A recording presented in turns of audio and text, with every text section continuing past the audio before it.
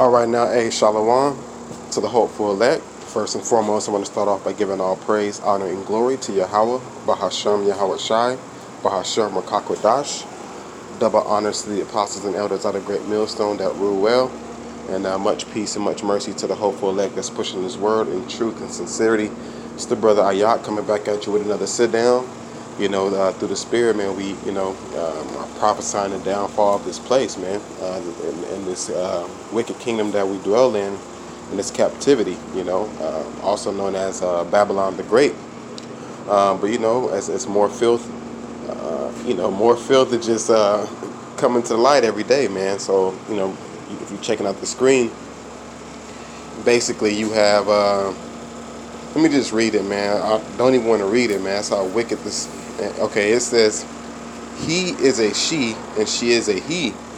He impregnated she who is now a he, but is really a she because only she could get pregnant and not he. So you see what I'm saying?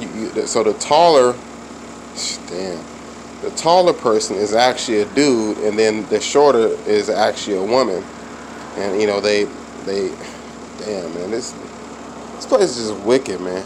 I mean, man, this is why the scriptures remind us that this is not our rest, man. You can't rest with seeing stuff like this, You can't even, you can't really feel good about anything, especially if you have children that have to see stuff, like this, man. And this is America, the few, the proud. What the hell do they have to be proud about? Look at this type of madness, man. And then you got the other countries seeing this stuff. They don't fear this place, man. Like the scriptures say, let the weak say I'm strong. And this is more cause for having the weak say they are strong. Which is talking about the other nations. They see this type of stuff, man. And the whole world is waiting for America to be wiped off the map. Like Amos 9 and 8, the sins have reached up to heaven, and he will surely wipe this place off the face of the earth, and call Allah Yahweh Shem Shah for that, Everything will be a much better place after that, But I got a couple precepts lined up, man, but man, to even look at this, man, this is, man, nobody wants to dwell here, man, let alone raise their children here, let alone see these type of people fighting for their so-called rights, man. What rights?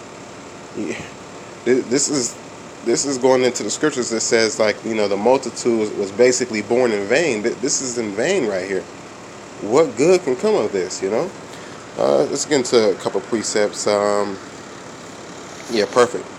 We'll grab Isaiah 14 and 11. It says, thy pomp is brought down to the grave. So all that hoorah shit,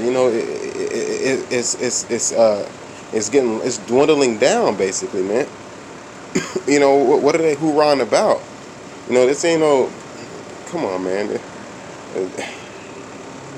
This shit is weak, you know what I mean? The world look at this place as being weak, and this is exactly how Jacob looks at Esau, the so-called white man, is weak anyway. This is more explanation why their weapon, I mean their blessing is a sword, because they definitely need it. Look at the type of madness they do. They can't go knuckle up with anybody.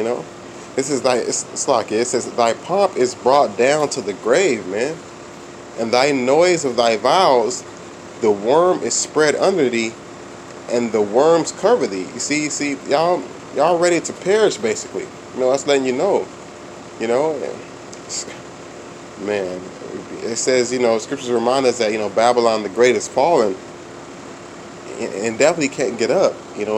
Scriptures remind us that it cannot be healed, which that's the gospel right there. That's definitely good news,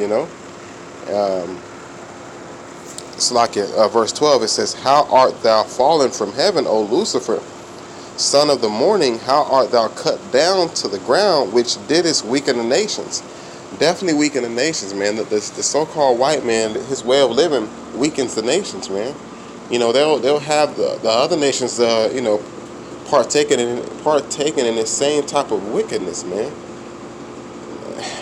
Having, like the scriptures has already spoke about, the rest of the world drinking a damn Babylon juice, man. Which only gonna make them throw up. Look at this damn madness. Let's get to let's see. I had a couple other precepts lined up really quick. Yeah, con. You know what? Before we grab that one, let's grab this one really quick. Also, because I also noticed too, man, a lot of videos are surfacing with the damn police, showing extra brutal force to Jacob. You know what I mean? When they think the damn camera is not rolling, how they grabbing women and body slamming them on their face and all type of madness. Elbow them in the face and of course it's their kingdom, so that they get away with murder. Like Zechariah 5:11 reminds us that basically they slay us and they go unpunished, basically. Just paraphrasing. But we have this though, man. Scripture's gonna stand tall at the end of the day, man. Proverbs 11:21. It says, though hand join in hand,